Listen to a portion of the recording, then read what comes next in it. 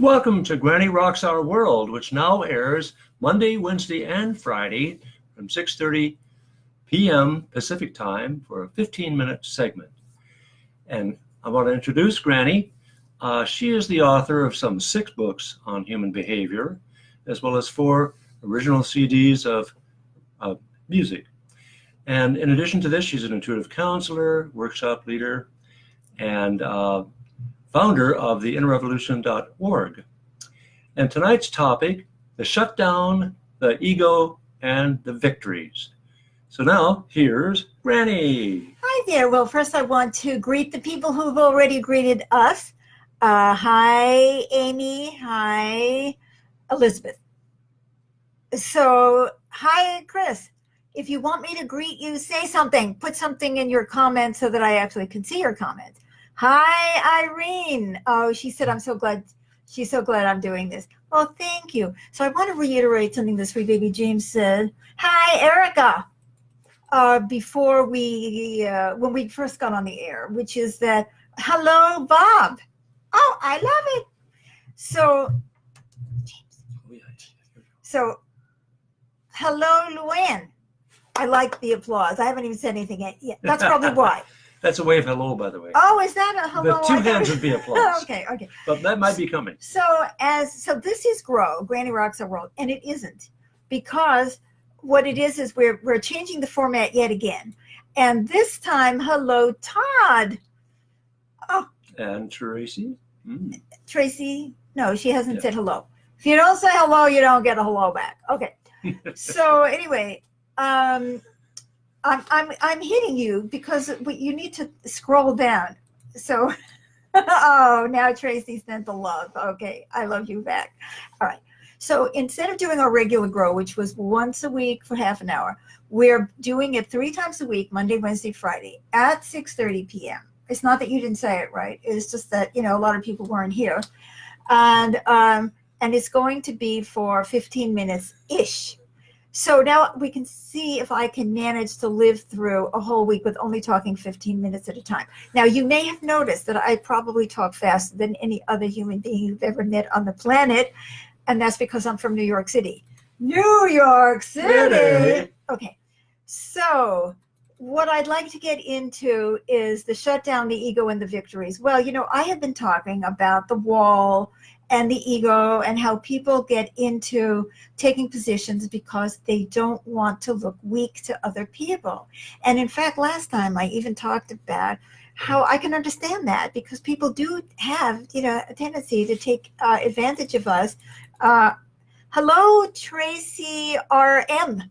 I don't say people's last names just in case, you don't want to be identified that way. So this is why this is another Tracy. So I said hello to Tracy RM. So it's the other Tracy. Okay. Welcome. I've never met you before, and I'm so glad you're with us. So I've been talking about how the ego has been impacting these conversations about the walls and how people don't want to look weak, and that's because they're self-protective, and that self-protectiveness is normal and understandable given the world we live in, but it's also a lot ego. So, hi, Richard and Helen. I'm so glad that you're both here. Yay! We have lots of people here today. I love it.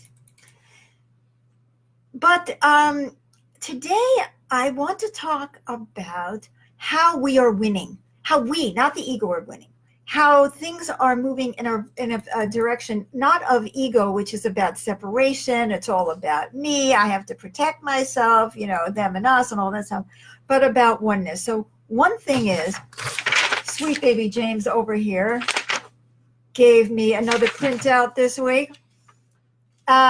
Just sharing some of the things that people have been doing.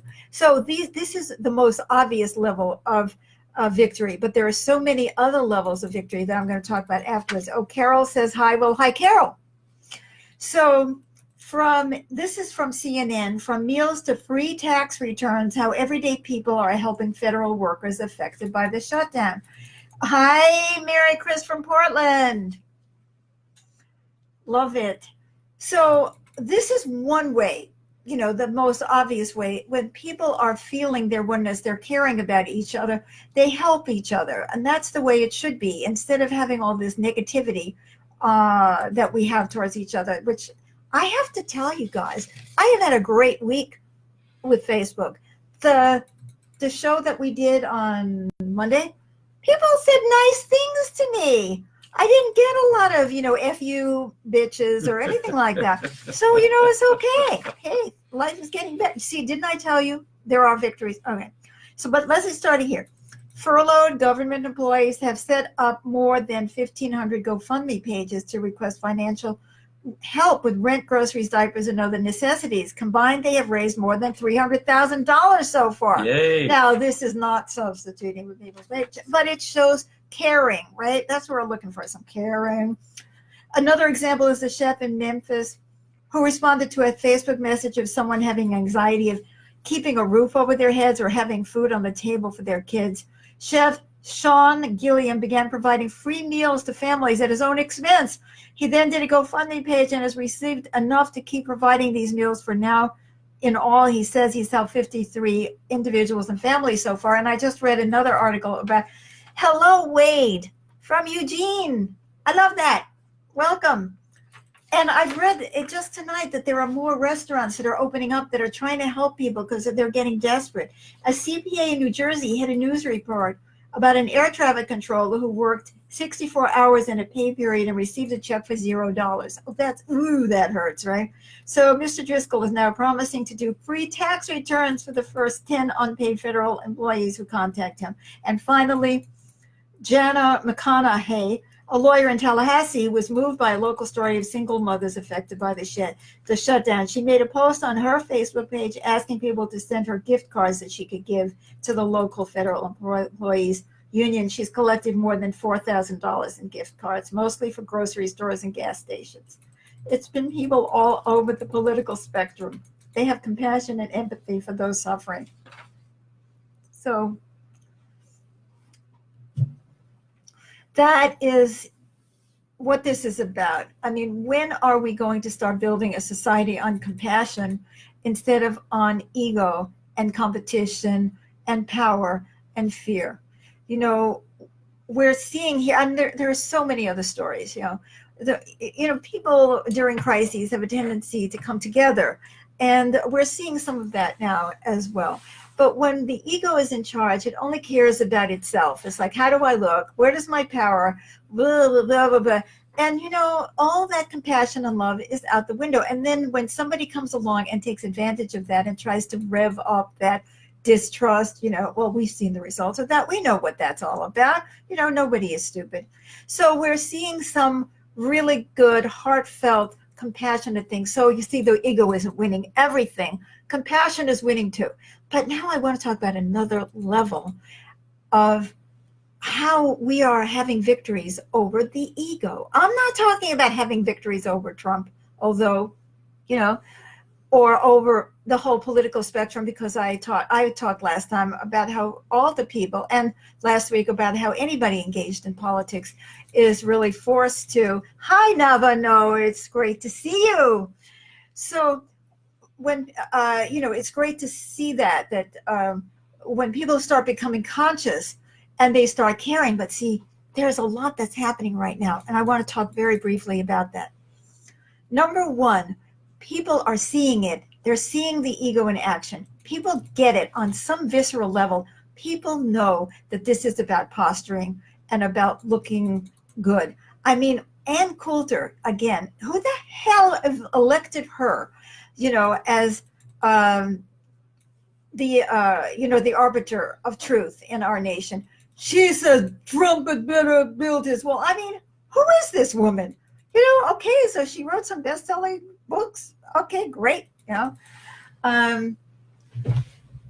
sure the Son of Sam was even more popular than she. I mean, more popular meaning, more well-known. I didn't mean popular. So anyway, but people are noticing. They're saying, what is this all about? Are people posturing? Is this real? Now that's important, because that means that people are thinking about it. When people are thinking about things, that is the beginning of change. Change doesn't happen because all of a sudden everybody throws off the yoke of oppression on the same day. Although I would love that to happen. I'm still waiting. I think I may be dead before that occurs. But change happens when ideas start penetrating our thick skulls and we start observing things and we start noticing things. For example, I just read recently that more and more companies are taking advantage of the fact that men are protesting in their own way against what they call toxic masculinity. And toxic masculinity is totally about ego. It's about, oh, I look tough, I look strong, I'm not going to show my feelings, I'm dad's chip off the old block. So that kind of thing is becoming more a part of, when people are making money off it, that it's becoming part of the collective consciousness.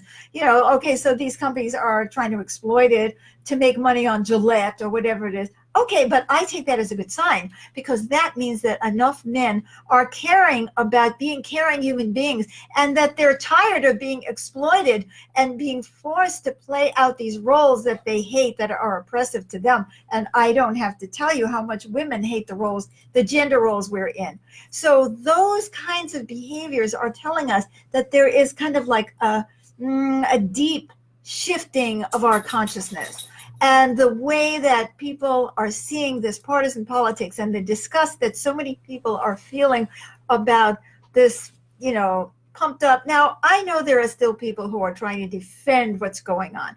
I understand, there are people who have to justify the way they voted in 2016. So they're going to still go, yay. But I would bet you deep down in their hearts, they're upset too, that they care about other people. They may not even let that idea come into their mind, because all they can say, if they, on my website, they say, build the wall, build the walls. They're not even having a discussion about whether the wall is going to do any good.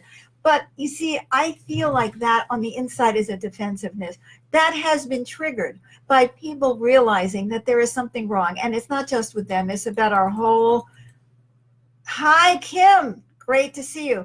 It's about our whole political system that is built on competition among people to get elected, right? So, oh my God, I'm almost out of time. You see, I said 15 minutes each time. Well, you see, you have to come back next time, because each time, it's a little ish, because each time, see, I'm going to be building on the ideas that we had come on before. So what I feel is that we need to look in our own hearts and say, are we becoming more aware? Are we thinking more about things like posturing and ego and polarization? I don't remember conversations like that 15, 20 years ago, or even just a couple of years ago. This is incredible. That means that something in us is stirring. And there also, I just saw that the Democrats are putting forth a bill to increase the minimum wage to $15 an hour by 2024. You could die by that time. Here's a proposition that I have. If we had a world that was really based on meeting the needs of people and the earth, which we do not, then people would say, let's have $15 minimum wage today. And instead of giving tax cuts to billionaires and corporations, let's give tax incentives to the small businesses or the people who really can't afford $15 an hour. Let them have that money so they can pay their workers. What about that? Yeah. Or it could be a guaranteed minimum, income or whatever. 2024, come on, guys. You can get pretty hungry in 5 years. You know what I'm saying? So anyway, we are going to be back on Friday, because I'm going to be continuing to talk about the ego and how it's running us into the ground. And I'm going to be continuing to talk about our victories. And I'm going to be continuing to call us to consciousness, every one of us. And I hope that you continue to send me your likes, your loves, that you follow our page, that you click follow, so you'll be notified when I come in live, just in case you don't have your alarm set, so that you can come on at 6:30 Monday, Wednesday, Friday. This is our new grow, 3 times a week. I love it. It's 3 times a week, too many times to come see Granny. How many of you call your mother every day? It's only for 15 minutes. Exactly. You call your mother, call your sister. I'm not saying men do this, but anyway, you know what I mean? It's definitely not too much. And I am so happy to see you, and I want to continue seeing you. And if you missed the beginning of this show, it's going to be posted on Facebook tonight. It's going to be on YouTube on our Granny Rocks TV. And oh, by the way, I just posted a video of one of my piano improvisations with cello. It's actually kind of moving music. I invite you to give yourself 5.5 minutes to sit there and connect to your heart and listen to this music. It's on our Facebook page, which is grannyrockson.com. No, forget what I just said. Facebook.com/grannyrockson. And by the way, those of you who heard that we were moving to Thursday, I lied. We're still on Monday, Wednesday, and Friday. We shall see you. Oh my God, I made it at 6:45, and I tried to slow down my talking. My God. You got a lot of words in a short span of time. I did. Okay. Words of wisdom. I love you, and I look forward to seeing you on Friday and seeing you in the recorded form too. Thank you. More. Share this video. Yes. Share the news about this show. Thank you. Bye-bye for now. And thank you, Tracy. Tracy said thank you. Bye.